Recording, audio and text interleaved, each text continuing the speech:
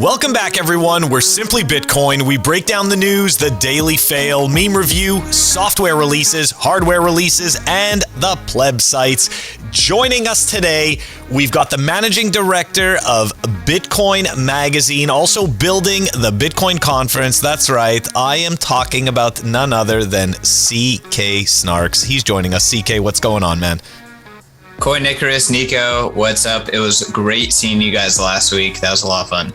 Sweet. All right, we're gonna dive into that, I'm sure, a little bit later. But right now, we're going to the numbers. Nico? Number time! Brought to you by Nodl. They make some of the best Bitcoin nodes, like the famous Nodl Dojo. It's in red. Yes, that means it's faster. If you don't run your own node, you're using someone else's. Reclaim ownership of your money. Run Bitcoin Core, Lightning Network. It's privacy focused. Remove third parties from the equation completely. Get yourself a Nodl node today. At the time of this recording, the block height is 731,732. Bitcoin price 41,040. Chain rewrite days 750. Total public lightning capacity 3,619.72. Moscow time 24:37. Blocks to the halvening 108,268. And the Samurai Whirlpool unspent capacity. Samurai Whirlpool is a coin join or collaborative spend service. It is not a mixing service, and the capacity in that pool is 4,533.40. Nico, the numbers. The numbers. So, last week was, in my opinion, obviously CK was, he was part of putting this together. So, round of applause for CK, real quick. That was an awesome conference. And he was an awesome host, man. He was running around. He was looking good. He was all dressed up, looking like to the nines, man. Looking good. He was. So I'm gonna ask. Not just saying that because I don't dress up. So I'm gonna ask a couple questions as it relates to the conference. First of all, dude, that was awesome. I call it Bitcoin Super Bowl week because that's really what it feels like. There's a bunch of satellite events, everywhere. You guys had the kind of the Super Bowl booth in front of the volcano, kind of live covering, which was pretty awesome. I'll pop up a picture so you guys know what I'm talking about. But CK, so there was estimated to be 25,000 attendees. Do you have any other interesting stats that you could hit us with that the plebs would appreciate? Oh man, well, biggest Bitcoin event ever, biggest event ever in the space. And it was just epic putting it on. For those who were there during Sound Money Fest, it was really surreal to just see like the main stage and the outside stage, the Satoshi stage, like completely packed for some of the headline acts. And I don't know, it was just really breathtaking to put on. Obviously, some things didn't go well. There's a lot to improve, but we were able to get 17,000 people in on day one without any major lines, which was a huge improvement from last year. The venue, I think, was really incredible. The production value is incredible. And I think the major theme that I took away from this event, which is something that Bitcoiners already know, but the world now knows it even more, it's like legitimization of Bitcoin, right? The event itself, was a multi-million-dollar event. There was a lot of money invested into the event. It was a really big deal for the city of Miami, the city of Miami Beach, the police, paramedics, everyone, that the city could put towards and resource towards the event were there. And, I think that leaves a massive impression on the people who are not, convicted members of Bitcoin who know that Bitcoin is legitimizing.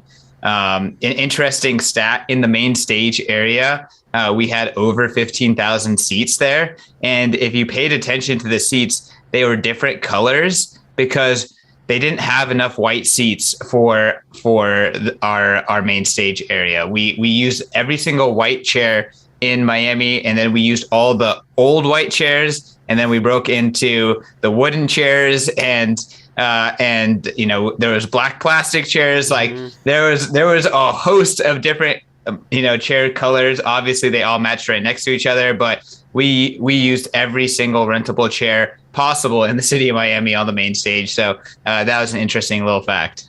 Yeah, no, I noticed that too, when I was like, maybe they're doing this for organizational purposes, maybe, but the way that you guys organized it, because they kind of leveled it off. There's the white chairs, and then So I thought we didn't want mismatching chairs. You know, we didn't want it to like change colors in between. That would look really sloppy. But yeah, that we literally we prefer this chair, and then we like ordered all of them. We're like, wait, we need 8,000 more chairs, and you're out. Like, there's not one more of these like in the area. And then we just had to go deeper into their inventory.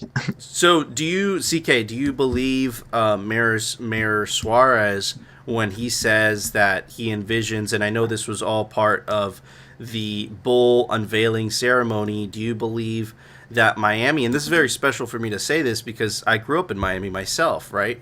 In fact, I think I was one of the only speakers that came from Miami, which was pretty surreal for me. But CK, do you believe that Miami is going to become the new kind of financial Bitcoin capital of the world? I mean, I think it's still early to tell, but what we live in a world now where there is jurisdictional arbitrage, there's there are city competition, and Mayor Suarez / the city of Miami are way ahead of the pack in terms of even playing the game. Most people aren't playing the game, or if they're like people in, if they're like the city of San Francisco, or New York City or Chicago, they're shooting themselves in the foot at the starting line. They're at the starting line, they're shooting themselves in the foot, and then they're about to get in the race. Meanwhile, Miami is running. So I think Miami, Austin, obviously I'm moving to Nashville, so I'm on Team Nashville. They're all pushing forward in the race. Miami's in a great position. Obviously, they've been a fantastic host for Bitcoin 21 and Bitcoin 2022. I love the optionality that Miami is offering to Bitcoiners. And it's a fun place, man. It's a lot of fun. And it's awesome to see Miami going after New York. There's already this kind of like a Miami to New York connection. It's the place where a lot of New Yorkers like to vacation, take time off, do business, that kind of thing. And Miami is just going for the neck of New York City. So you love to see it. I hope that New York responds and cleans their act up, because I personally liked New York before it turned into a totalitarian hellhole that it is today. Like, it was actually a fun spot to go hang out. But yeah, I mean, let's go Miami. Love to see it. Absolutely. And my bets are Miami for, I might be a little bit biased, but very bullish, very, very bullish on my hometown. So you actually mentioned something really interesting, which is this concept of judicial arbitrage. And if you've been watching this show, we recommend a very specific book, and we recommend it all the frickin' time, which is The Sovereign Individual. And they talk about that. There you go. This book. Yeah, the best book. Mandatory reading for any Bitcoiner. It is a mandatory reading for every the Bitcoiner. Bible of Bitcoiners. Absolutely. There you go. Absolutely. And we're starting, and it's striking how accurate this book has essentially predicted, because of essentially the advent of semiconductor technology and how that is going to help individuals reclaim their sovereignty, right? So CK, is that how does that make you feel, man? Is it crazy watching this play out? And perhaps you can get a little bit of insights on how you see this moving forward, how you see this going moving forward. Man, it is incredible seeing it. And the thing that is most incredible is that like anyone can play the jurisdictional arbitrage game. But guess who's playing it the best? Bitcoiners. Right? Everyone in the world can do this. This is not open to, this is not constrained to any, like, obviously there are constraints, but here are Bitcoiners. Like, Bitcoiners are the ones who are changing laws in El Salvador for, what they appreciate, right? So like, for example, like most Bitcoiners are not fans of COVID restrictions. That has nothing to do with Bitcoin. El Salvador implemented the standard COVID restrictions that a lot of countries did. Bitcoiners didn't like that. And then El Salvador changed their laws. Like, guys, this is jurisdictional competition that they talked about in the book. Like, it's happening. And guess who's playing a part? Bitcoiners. If that is our alpha, guys. That's our alpha. Like, we are the only ones playing this. This is part of the future. Again, the book was published in 1997. If you read it, your jaw will drop on like every single thing that they talked about. And then it happened. And Bitcoin's one of them. Pandemic related lockdowns are one of them. Jurisdictional competition is one of them. There's so many things that they nailed, and we are at the center of it. We should feel good. It should make us feel confident. We should keep stacking. And maybe we should start focusing in on how do we protect our stack? How do we put ourselves in position where we are modular and we can change jurisdictions? Because there might be a time where that's actually important. And just like Bitcoin, when you need it, it's too late. You need to get it before you need it. Absolutely. And just to add to CK's point, right, Bitcoin, we've said this many times, Bitcoin not only gives you the power to vote with your wallet, but it also gives you the power to vote with your feet. But only if you take freaking self-custody. I don't know how many times I have to tell you guys. Okay, so CK, I'm obviously, I'm very excited for next year's conference. I heard you guys just dropped tickets. Where can everybody get them? Tickets to Bitcoin 2023. And I know it's too early to tell, but, maybe you can give us a little bit of an inside scoop for the plebs. And where's the location going to be? Yeah. Also, b.tc/conference/2023 is where you can find the landing page for next year's event. GA tickets are currently available for $229, and the whale passes are $499. So both steep discounts on what prices closed at the end of the event or right before the event. But y'all got to get your tickets. And in terms of when and where it's going to be, I really, really hope that it's sometime in April, so we get a whole year to plan this bad boy, because, man, a lot has to go into planning it. And which jurisdiction, I have no idea. I think we're definitely opening up to pitches from different cities. This event is now big enough that different cities, it behooves them to contact us to try to get us to move there. But I have to be honest, if it was up to me, I would do Miami Beach Convention Center just like we did again. So I thought that the venue was incredible. I thought that the 1-2 punch of the Miami Beach Convention Center and Pride Park with the Satoshi stage built there was a lot of fun. I think that there's a lot of opportunity. I thought logistically, everything went really smooth.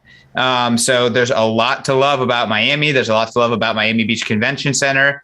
But of course, hey, I'm not the one making the decisions. I'm just here saying my opinion. So don't count on that just yet until we officially announce a location and a date. But yeah, I mean, I thought that this year, the logistics of Miami Beach Convention Center was awesome. And hey, Miami keeps leaning in. They keep wanting to help us and be a part of it. They're literally the opposite of Los Angeles, where we try to have Bitcoin 2020. And I mean, you love to see jurisdictions that want to work with you. Absolutely. You hear that, Mayor Suarez? You follow me. Don't let it slip out of your hands. Have Bitcoin 2023 back in Miami. But anyways, CK, I appreciate the insight. Like I said, awesome event. That was the biggest Bitcoin celebration conference ever. It was badass. You guys are going to want to go next year to Bitcoin 2023. Anyways, Phil, it's time for The Daily Fail. Brought to you by Amber App. Check them out. Amber.app. Low fees, fair spreads, smart automation. Stack the shift. The link is down below. Amber, the smart way to stack sats. Before we dive into the first story for the fail, I just want to remind everyone that Ethereum has been promising to move to proof of stake since 2016. Okay, I knew this was going to be it. This is one of the its. This is one of the its. Okay, so let's dive into this. This was okay. So Nico was nice enough to tag me in this because I totally missed this. Okay, and this is a tweet from a fellow Bitcoiner. Here, let me just make the screen bigger because I'm blind. There we go, and help everyone else out. Okay, so here we go. So this is a tweet from Sir Ulrich. We got to meet him this last week. Cool dude. So here we go. Love Ulrich. He's my boy. Great contributor to Bitcoin Magazine as well. He's coming Good on people, the show. man. He's coming on the show next month. Cool. Yeah. All right. So anyway, so he put this thread out there, and let's take a look at this. Right. Laugh out loud, delayed again. They should just admit they don't want to change to proof of stake. So he's citing an article over here. Ethereum merge pushed to Q3 as final chapter of proof of work looms. Listen to that language, right? And then he tweeted out this article from CoinDesk. Ethereum merge no longer expected in June. You know something, guys? We are very surprised. We're very surprised by this. They haven't been kicking the can down the road since 2016, so this is very shocking to us. Let's dive into this little article. Here we go. Ethereum core developer Tim Biko confirmed in a tweet Tuesday that the long-awaited Ethereum merge will come later than expected. Instead of June, Biko said the network's transition to proof of stake is more likely to come in the few months after. I'm betting it's not coming in the few months after. I'm pretty sure it's coming in the never after. Anyways, Ethereum's move to proof of stake, where users reserve the ability to secure the network by staking, is expected to cut the network's energy costs by 99% and make it easier for Ethereum to scale. You see how they just say that shit and there's absolutely nothing to cite it? Like, they don't even give you a link to cite some type of an actual objective study that you can look at. There's nothing, because this is smoke and mirrors and bullshit, okay? Building out a new consensus mechanism for Ethereum. I want you to think about this. Building out a new consensus mechanism is very interesting language. Comes with significant complexity. In addition to introducing a host of engineering challenges, Ethereum's proof of stake or piece of shit model will add a new set of game theory mechanics to ensure network validators act in good faith. Building out a new consensus mechanism. So proof of stake was successfully done in 2012. So I'm not really sure exactly what this new mechanism they think they're doing. But this is complete bullshit. We told you that there wasn't going to be a splurge, a merge, a verge, or whatever the hell stupid rhyming word that these people come up with. None of this is happening, okay? They just have $33 billion locked into this side shit chain that's going nowhere, and you're just stuck holding a bag thinking, all of this tech needs to be money. Anyways, before we dive into the really cringe article, believe it or not, it gets cringier. Well, you know what, CK, before we go to Nico, what are your thoughts? Oh, man. Well, I have to give y'all credit. The clip of y'all reacting to Vitalik's roadmap about the verge, the merge, the splurge, whatever, that won the internet for like at least a month afterwards. It's still one of the best. Like, you know, you should just play it right here. I want to show everyone this roadmap, right? Because remember, they want to get the terminology right. They want to make sure they're not confusing anyone. So take a look at this. This is after it all happens, Nico. This is after they do the thing that I just told you about with the ETH1 and ETH2 consensus and execution. You've got the merge. The merge. Then you've got the surge. Then when that's over, we've got the verge. And then the purge. But wait, what's coming is the splurge. This is ridiculous crap. It was honestly fire. But look, you go over the numbers at the beginning. The difference between Bitcoin and Ethereum is when you look at Bitcoin's monetary policy, it's this step function. And then when you look at Ethereum's monetary policy, it's like this. And then in the future, it goes doot, right? Like they project in the future, it's going to be perfect. Although the past has no, it shows that in no way. So when we're going over the numbers, it was like 108,000 blocks and some change until the next halving. With Bitcoin, it is known. That's what you're buying. That's the difference. So it's like this thing is known. The consensus mechanism, there is consensus upon it, and that is not going to change.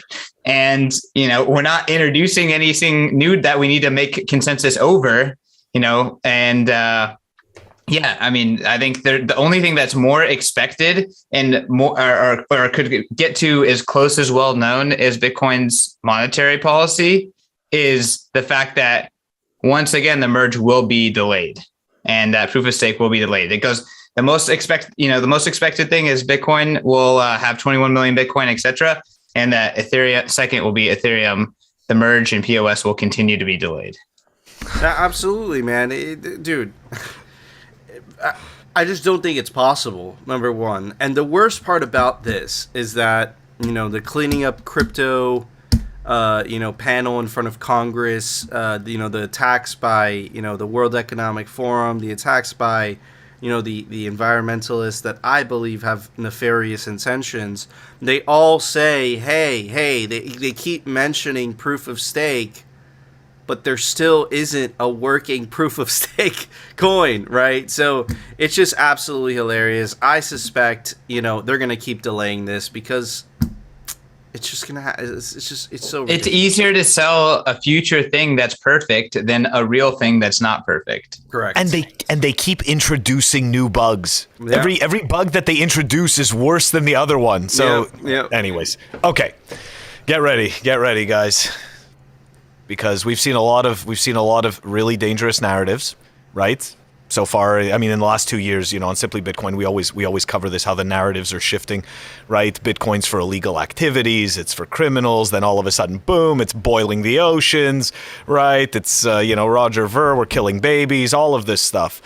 But we've never been attacked like this before, okay? Now we're getting psychological on everyone. Right? It's getting psychological, the warfare. Bitcoin fans are psychopaths who don't care about anyone. Study shows. That's right. We're all psychopaths. I embrace that. I'm honored. I'm honored. And it's according to scientists. You know what? It's that. That's the key, Nico. It is according to scientists, right? This was a deep study filled with details. All right, let's go. The average Bitcoin investor is a calculating psychopath with an inflated ego, according to scientists. Now, at the same time, I just picture Matt Odell saying, "Stack sats, stay humble," right? So, that just kind of sticks in the back of my mind. All of this talk about humility from Bitcoiners, okay? And the amount of Bitcoiners that we've met that are truly just down to earth people. So I find that part of it amusing and funny. But I digress, right? That's a small group. I could be wrong. The rest of us could be psychos. Anyways, surveyed more than 500 people to uncover the personality traits that are most common among crypto nuts. Okay, they identified that many investors exhibit signs of the dark tetrad, a group of 4 unsavory traits made up of narcissism, Machiavellianism, psychopathy, and sadism. That means dark tetrads have an inflated sense of self-importance and derive pleasure from the pain of others. So I want you to think about how much time we spend warning people not getting rug pulled, right? Like, we don't want people to get screwed. And this implies the complete opposite. But I'm just saying, again, we're just a couple of people. Maybe we're not, we are not the majority. Anyways, dark tetrad traits are dark because of their evil qualities, extreme selfishness, and taking advantage of others without empathy. I want you to think about fiat dollars for a second, okay? They print ad nauseum. We have zero frickin' say in the value erosion of our dollars, but yet Bitcoiners are the ones who are taking advantage of others without empathy. I want you to think about that. It's very, very interesting. Okay? And again, right, they only mention Bitcoin at the beginning of this article, and then the rest of the time it's crypto. So here we go. Wait. If you go up to where it says highlighted crypto, it literally says Machiavellians who are good at deception take a calculated approach to achieving goals like crypto, primarily because they distrust politicians and government agencies. These are the same government agencies that have been telling you that there is no inflation. And correct me if I'm wrong, I believe that Bitcoiners were we were the most accurate on that because of the record amount of money printing. So it's like, man, even though we fucked you really hard, keep believing in us, because if not, you're a psycho. This is correct. Good catch, by the way. So here we go. Narcissists, on the other hand, are drawn to the technology because they tend to focus on the positive side of life. So somehow, I want you guys to think about this, right? If you're not afraid and totally broken down by the system and depressed, then there's something wrong with you. Okay? There's something wrong with you. You're a narcissist. You're a narcissist, okay? Anyways, the researchers found that narcissists like crypto because of their great faith in the future and confidence that their own lives will improve. That is just awful. Your life should never improve. You should just stay down in the sticks. Okay, so let's just quickly go take a look here. Traits of psychopaths. Socially irresponsible behavior, disregarding or violating the rights of others, inability to distinguish between right and wrong, difficulty with showing remorse or empathy, tendency to lie often, manipulating and hurting others, reoccurring problems with the law, general disregard towards safety and responsibility. Now, don't get me wrong, this kind of sounds like central bankers. This kind of sounds like politicians. This doesn't sound like the average Bitcoiner to me. But I digress. All right, so the other piece to this is I decided to take a look and figure out, all right, well, what percentage of people are actual, narcissists, right? So I have to go dig on Quora, but take a look at this. At least 15% of the United States is pathological. That is to say 15% of the population is either a psychopath, a sociopath, or a narcissist. And the number may be even higher than that. It's actually impossible to say the exact percentage of each because sociopaths don't usually go to get treatment, and thus they don't become statistics. All of this to say, guys, this is a bullshit article. This is a bullshit, nonsensical article, and I got to applaud the creativity of these clowns to come up with something like this to attempt to discredit Bitcoiners specifically. Okay? Because this type of behavior, this type of optimistic behavior that the future is going to get better is not only shared by Bitcoiners, it's shared by optimists in general. They may not be Bitcoiners. They may just be optimistic. Phil, that's okay. I'm going to stop you there. Clearly, you're a narcissistic psychopath, according to the credentialed scientist. CK, what are your thoughts on this? Oh, man. Well, honestly, y'all were a little bit more forgiving to the people in the survey than I was when I first read it. I was like, man, they interviewed a bunch of crypto people, and those aren't Bitcoin people. So, if they are in fact narcissists and psychopaths, like I'm sure that's very prevalent in the altcoin space. And like you two have done many times, a lot of Bitcoiners have done. Bitcoiners care deeply, many times to a fault, about preventing people from getting wrecked. So personally for me, I've learned to just, express what I do. Really my line at this point is like, yeah, I'm Bitcoin only, but that's just what I do with my money. You can do whatever you want with your money. So, I try to lead by example, and I don't know. If I think that when it comes to these articles, they're bullshit. The studies are bullshit. If they interviewed people all about crypto and they're narcissists, like they clearly don't know the distinction between Bitcoin and crypto. Again, we're just seeing all of this. To me, is the Streisand effect for Bitcoin. They talk shit. Bitcoin gets a headline. They're more incentivized to talk shit because Bitcoin gets them clicks. Ultimately, Bitcoin is incepting everyone's mind. When someone eventually learns about Bitcoin, they realize that is shit. 21 million is good. This is how the world moves on to Bitcoin. It's not going to be a clean process, but that's just how it goes. No, yeah, you're absolutely spot on, CK. And it just the amount of desperation that is coming from these people is just absolutely hilarious. They have nothing left, right, but just to character attack. And how dare you be optimistic for the future? You got to go back in your pod, own nothing, be happy, and eat your bugs, So, and just Bitcoiners are like, nah, I don't want to deal with that. And this is exactly why they are freaking out the way they are. But anyways, Phil. Yeah. Great fodder. I was just going to say, it's just great fodder for the history books. The winners write the history, and we will have lots of examples of, the Bitcoin is dead and Bitcoiners are evil psychopaths. Like we have lots of those. And, there'll be sections and chapters in the history books that will be quite enjoyable to walk through with our children. Yeah, 100% of, the evil fiat regime dying before our eyes, and then just them just launching everything, hoping something sticks. Anyways, are we the psychopaths, New York Post, or are you? Who knows? Sounds like projection to me. But anyways, Phil, it's time for the Daily Meme Review. Brought to you by Citadel 21. They make the best Bitcoin cultural zine. This is volume 10.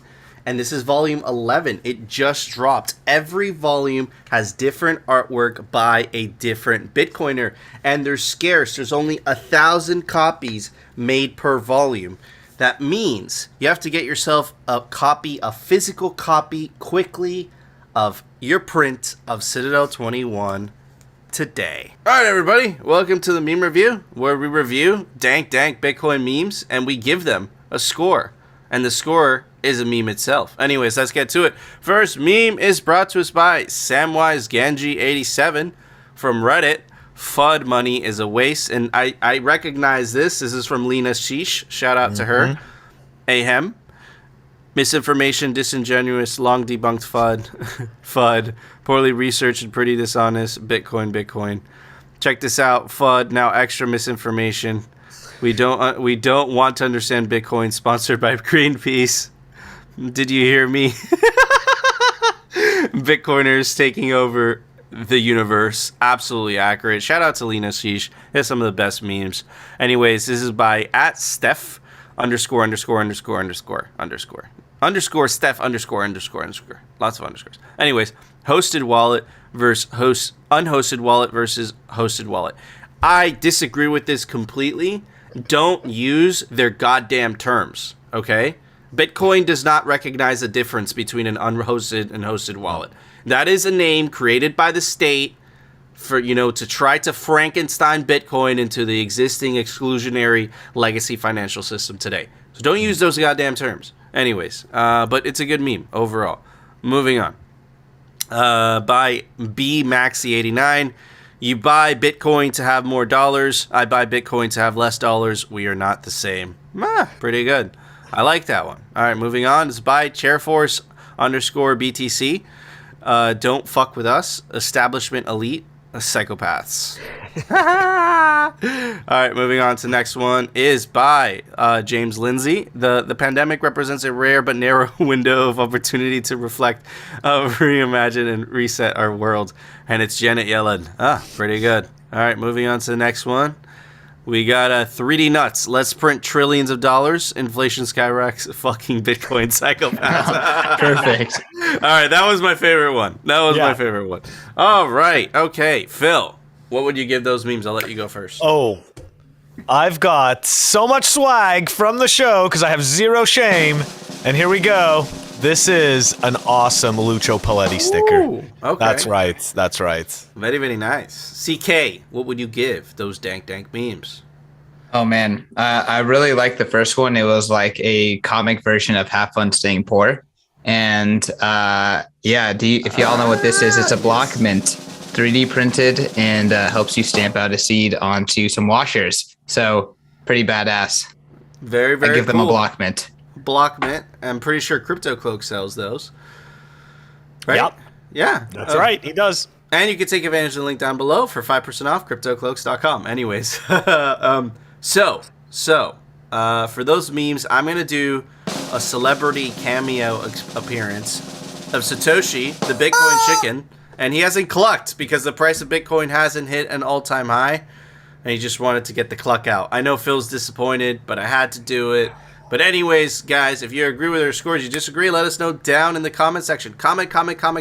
Help us defeat the shitcoin channels. Make sure to subscribe to us on our alternative video platforms like Rumble.com and BitcoinTV.com. They don't censor there because it's Bitcoin TV. And join our Telegram group and link us some dank Bitcoin memes to review so we can review them on the meme review because it's a meme review and that's what we do. We review memes. But anyways, Phil, it's time for the Daily News. Brought to you by CryptoCloaks.com. They make the best 3D printed Bitcoin merch, like the famous 3D printed Bitcoin art grenade sculpture. Opens up, you put your favorite hardware wallet in there, and the famous 3D printed Bitcoin honey badger also opens up, you put your favorite hardware wallet in there as well. You can also get this in different sizes, and you can take advantage of the link down below to get 5% off anything off the CryptoCloaks.com store. Alright guys, so we were covering this, and actually we were right on what we anticipated, and we made the claim that platforms that did not allow Bitcoin withdrawals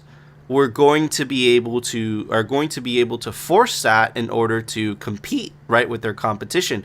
That happened with PayPal, which we reported, and during the Bitcoin conference that CK and Bitcoin Magazine put together, Robinhood had an announcement, and they are enabling on-chain and Lightning withdrawals for Bitcoin. And I love the Lightning aspect because that is going, again, capitalism is awesome. Competition, right? Those Lightning withdrawals from Robinhood is going to pressure other exchanges, right, to offer Lightning withdrawals, like we've already seen Cash App do it. We saw Kraken do it lately, right? Of course, Strike, is ahead of the curve, like always, to just, compete, right? And I think Coinbase is going to be last to this, and they're going to be forced to it, but that sucks for them, because if they enable Lightning withdrawals, it kind of defeats the fact of why they're selling shitcoins, right? Anyways, let's check out the announcement. Robinhood announced the addition of cryptocurrency investments to its platform in January 2018, but much to the chagrin of Bitcoiners, the app didn't include the option to withdraw assets from the platform. I think Phil and I were screaming from the rooftops. First, underscoring the growth that Bitcoin is seeing at the moment, she noted more than 50% of our new customers are new investors. There's a lot of signal there, right? Robinhood is very popular with the millennial generation, Gen Z, and the fact that around 50% of those people are buying Bitcoin is absolutely crazy. This is China, I can't pronounce that, I'm sorry guys, announced that more than 2 million people on the Robinhood waitlist can now send and receive Bitcoin to and from the app as Robinhood unveiled withdrawals and deposits at Bitcoin 2022, and that includes, of course, the Lightning Network. Absolutely crazy. We expected this. CK, what are your thoughts on this? Yeah, I mean, this could arguably be some of the biggest news at the event. First, that Bitcoin is the number one asset on Robinhood, period. So that is reoccurring buys, number one asset, number one volume asset, and number one asset for new customers. So that's huge. It just shows, like, on a traditional finance app, Bitcoin is the most popular investment. I think for new investors, Bitcoin is the most popular investment. For people who've never invested before in their life, Bitcoin will be their first investment. Like, Bitcoin is better money. Bitcoin is it's the best product on the internet, straight up. And one of the brokers of investments is bending the knee, just like El Salvador, to Bitcoin maximalists. They're not only, and you know what, I'll give them props when it is actually enabled. And I know that they're working hard and making announcements, and I think they've announced it like 6 times. But obviously the Lightning edition is a cool thing. Robinhood, when you enable it, I will be the first to give each and every one of you a congratulations for what you've done. But I would like you to complete the bending of the knee and have your knee touch the ground and actually ship this, because that would be fantastic. And again, I think that the Bitcoin way, Bitcoin best practices, the way of this network, it's not going to be a choice. It's just going to be better business. You're going to do it because it's going to be better for your bottom line. And that's how Bitcoin adoption is going to keep happening. Absolutely. Phil, what are your thoughts on this? Yeah, to CK's point, I think it's a lot of marketing and it's just a lot of show. To me, my personal opinion is that they're begrudgingly doing this, right? The last thing they want is you to be able to move your Bitcoin off of Robinhood. I know that took a long time before you could even do that. So is that actually enabled now? You can actually withdraw your Bitcoin from them finally, right? Still beta. Okay. Sorry. It's still like a beta list and like an early access list. They haven't enabled it for the general user.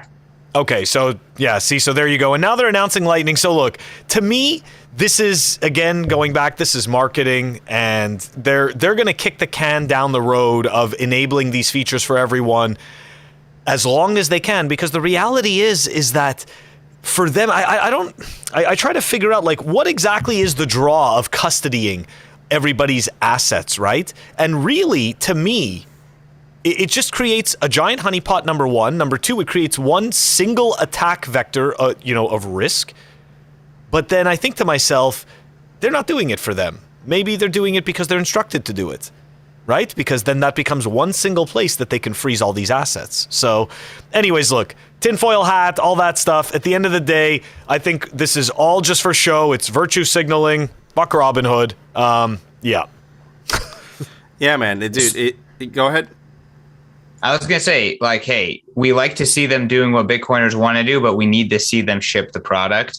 Ultimately, it's a good thing for Bitcoiners because right now, if you hold Bitcoin on Robinhood, there's no way for you to get your value out without liquidating and taking on a capital gain or capital loss. So being able to withdraw is far superior. Obviously, withdrawing over Lightning has additional, like a little bit of privacy improvements. Obviously, you still KYC'd and all that stuff, but this is what you want to see. Ultimately, we should still continue to recommend, more Bitcoin friendly and Bitcoin ethos companies. But yeah, Nico, to you. Yeah, man, dude, I am cautiously optimistic, just like CK. PayPal took a long time. They announced it, but they took a long time to, add those withdrawals. And I think that this is what is so important about, continue pushing it into people's brains that, yeah, you might be able to see your Bitcoin balance on a Robinhood app or on a PayPal app, but if you don't take that into self-custody, you don't get the power that comes with holding your Bitcoin, right? That's really what it is, because if you hold it with an app, it really belongs to the app. It doesn't belong to you. It only belongs to you if you take self-custody, and that is only how you benefit from the power of Bitcoin. And to kind of tie it in with what CK was talking about at the beginning of the episode, if you want to take advantage of judicial arbitrage, right, you want to get out of your jurisdiction, you definitely want to have self-custody before that jurisdiction becomes hostile towards Bitcoin, because when that happens, it's already too late. But anyways, moving on to this, dude, absolutely historical. Goes back to what CK was saying. Bitcoin is becoming mainstream. What am I talking about? Well, on Sunday on 60 Minutes, right, they did a whole episode essentially on the Bitcoin beach, on Bitcoin. Jack Mallers, I'm pretty sure, was featured on the episode. I don't watch TV, but check out these numbers, right? Because this is what I actually want you guys to pay attention to. This is the signal. CBS News Magazine 60 Minutes led primetime Sunday night, according to Nielsen Live same-day fast affiliate ratings, scoring a 0.7 in the key demographic 18 to 49 and drawing more than 9 million viewers at 7 p.m. That is huge exposure to the revolution that is happening, the peaceful revolution of Bitcoin. CK, what are your thoughts on that? I know it's noise. This is pretty noise, but the signal there is that it's so many people tuning in. Yeah, I mean, again, these news agencies have no choice. They must cover Bitcoin. They have no choice. It drives too much engagement. Same for the haters. Peter Schiff has no choice. He either has to talk shit about Bitcoin or he has to say good things about Bitcoin. But not saying anything about Bitcoin means he will get less engagement on Twitter. Straight up. So that's the calculation that's in their head. Bitcoin benefits from all of it. Obviously, there's going to be some sucker that loses out because of it. I'm sorry for them, but ultimately everyone gets the price they deserve. And this is how Bitcoin adoption happens. The Streisand effect, slowly incepting people. And yes, Bitcoin is a household name right now. And it's a very popular household name. Bitcoin is good for business. I'm pushing this, guys. Bitcoin is good for business. It's good for everyone's business. And that's how it's going to be adopted. Absolutely. Phil. I just love seeing that little picture of the kids with the little skateboards, like it's awesome. Because you know me, like I always talk about how, Bitcoin, what makes it special is that it's such a grassroots movement, like this is how real things happen, right? It starts off as grassroots. It's not just some produced piece of crap that comes out of a corporation.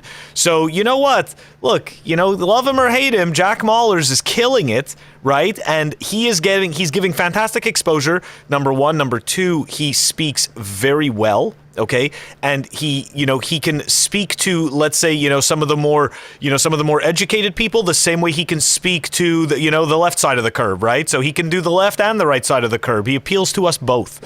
So I think that's fantastic. And to CK's point, That's exactly right. They have absolutely no choice but to cover Bitcoin.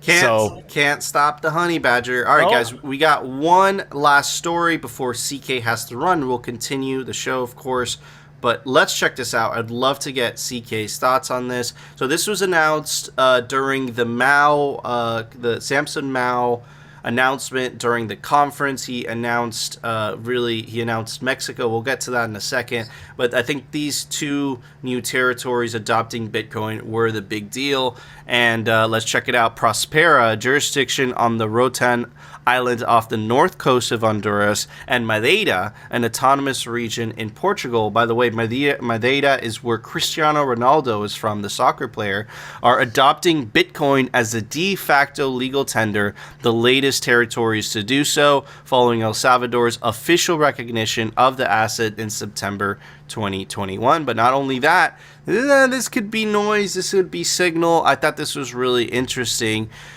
This was the president of Argentina, and this is a tweet that he says, "I was talking to Michael Saylor about Bitcoin and the impact on the individual and family economy. Very interesting." Why would he tweet that? Who knows? Maybe it's noise. Maybe he's trying to get votes. I don't know yet. But anyways, CK, what are your thoughts on the Argentinian president taking a picture of Michael Saylor? What are your thoughts on Fortuna and Madeira, adopting Bitcoin? Well, quick question. Is that the Argentinian president or the former Argentinian president? I think, let me look that up, but why don't you start with Madeira and Fortuna? Yeah, so, I think it's so interesting to see nation state adoption kind of rhyming a little bit with corporate adoption. Corporate adoption, big movement with MicroStrategy, and then much smaller, much less conviction movements by Square and Tesla and a few other companies kind of jumping in a little bit later, but not the flood of excitement, not the massive de-risking. And I think same with El Salvador. Obviously, 9 months ago at Bitcoin 2021, the big announcement in last September, the law being enacted. And not this massive flood of nation states rushing into it. There was an initial excitement, and then now it's a little bit more of a sprinkle. I think people are still scared. I think obviously the U.S., the WEF, the IMF, acting hostile towards El Salvador is maybe potentially slowing things down. But ultimately, again, I think both with countries and with corporations, they have no choice.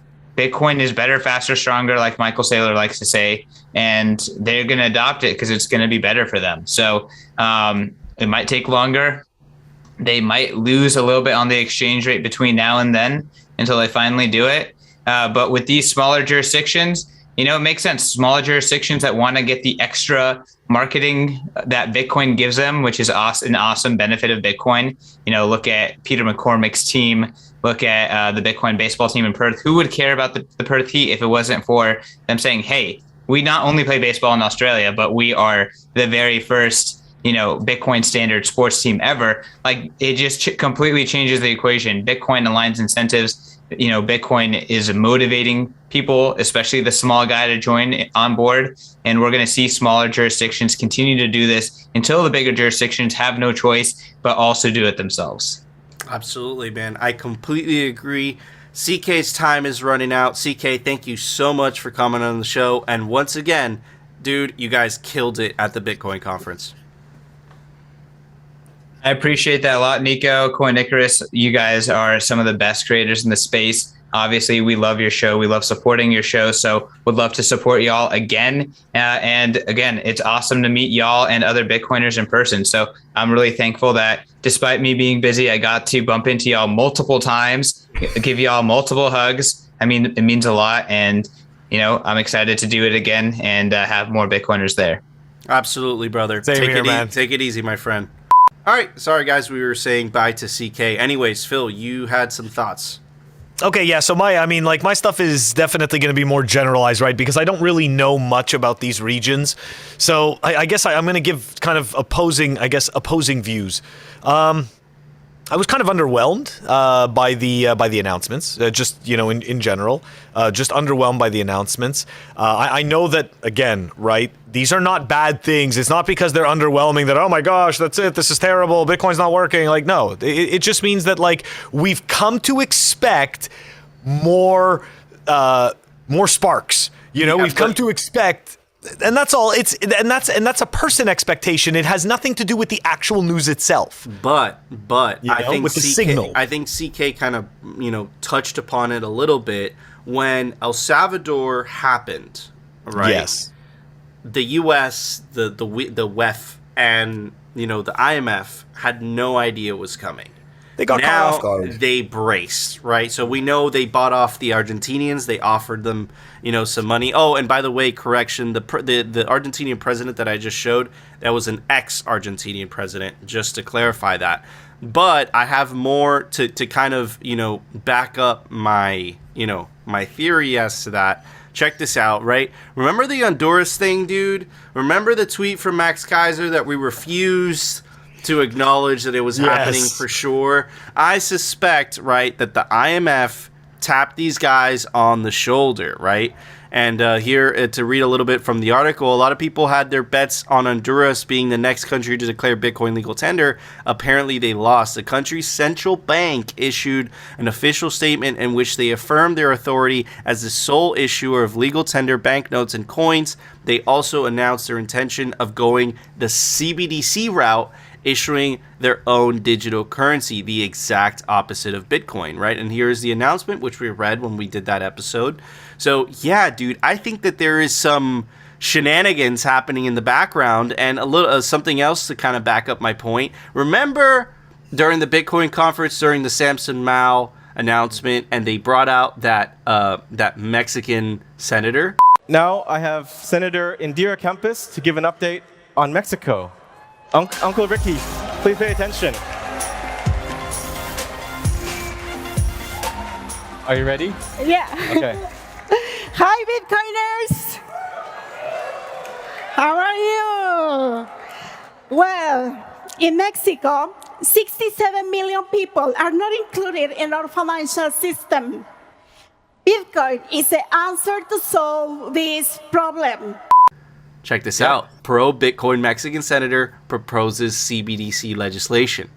Enjoy eating your bugs. You guys all think, on the moment. Right. So it's type of a coincidence that literally a week later, she's like, oh, no, let's do the CBDC route. It's kind of a coincidence that in Honduras, the same exact happened. It's kind of a coincidence that in Argentina, that started happening. And from a big broadcaster of mine that I'm a big fan of, his quote is amazing. There are no conspiracies, but there are also no coincidences. And those are three really big goddamn coincidences. Anyways, let's read a little bit from the article. Mexican Senator Indira Campos recently introduced draft legislation amending the country's monetary law to include currencies issued by the central bank. So she was pro-Bitcoin on the Samson Mao stage, saying how she was going to put that, a recommendation to the president, and then all of a sudden a week later, let's do a CBDC? Same thing happened in Honduras, same thing happened in Argentina? It sounds like they're using those, the IMF is using those SDRs to, sweeten the deal for some of these politicians. Anyways, Kempis outlines in repetition that intervention from the Mexican state is necessary to the success of the financial system of Mexico. Look at that. She also says that state intervention is native and inevitable for the citizenry of Mexico to possess human rights for the development of society. That's literally some commie shit. A 180 to what she was saying at the Bitcoin conference. I'm saying this right now. I'm calling it, Phil, because it's too much of a coincidence. Yeah. Argentina, Honduras, Mexico happened very quickly as soon as you started hearing rumblings. Argentina was strike trying to get in there. In Honduras, it was Max Kaiser, Samson Mao trying to get in there. And then in Mexico, all of a sudden, a week after that announcement at the Bitcoin conference, boom. And if you guys remember Peter Thiel's presentation, about the geriatric class that has to be defeated peacefully in order for Bitcoin to continue doing is, I think that there is a lot of background conflict happening that we are not seeing. So I'm very confident to say that, because this is just too many coincidences, man. Anyways, Phil, I still think Bitcoin's gonna win. It's just gonna, again, we're in the then they fight you stage. They're in the U.S. specifically, I think the politicians are really in the bargaining phase because they don't have the necessary political support to pass a CBDC. I think what they'll do is they'll try to capture stable coins successfully, I might add. But yeah, man, this is gonna get crazy, guys. Take self-custody, run your own node. Specifically, the Nodal Dojo, because it's fucking red and it's badass. Anyways, Phil, thoughts? The geriatric central bankers are absolutely freaking out, right? So they are running to these countries, whichever countries they suspect are going to move to a Bitcoin standard or want to move to a Bitcoin standard, and they are going to offer them their cheap wares. Right? They're going to show SDRs that's what it is. Money out of thin air. And people, keep in mind, like we've covered this in a previous episode, SDRs are a layer of money, okay, that is for countries and governments. So this is a layer of debt that doesn't get included in any of the debt that we see. Okay? So this is a whole other layer of money that doesn't exist that people are using. I find it such a mindfuck, but I want to go back and just, this is the beauty of Bitcoin. It exposes all of our incentives. You notice how I'm not saying their incentives? Because it's all of our incentives, okay? Whether we like it or not, okay? If I try to do some stupid shit, Bitcoin is going to expose that incentive, right? Like that is what's going to happen. These people are absolute enemies of personal freedom and of humanity, okay? And Bitcoin helps expose them without having to do anything. And the best part of it is this, right?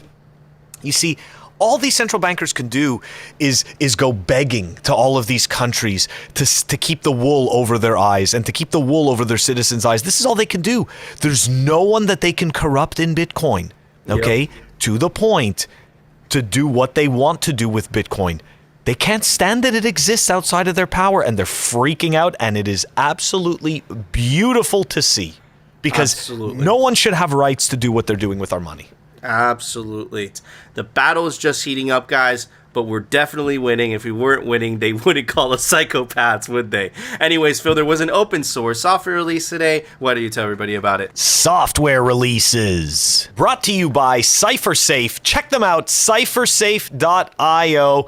Look, everybody needs to store their seed phrase, their seed words somewhere. Why not store it in the best place? Store it in the Cypher wheel or the all-new Cypher grid. They both come with a tamper-resistant wire, but the grid comes with a punch tool. We've got Spectre Desktop version 1.9.0 that was released. It's down below in the show notes.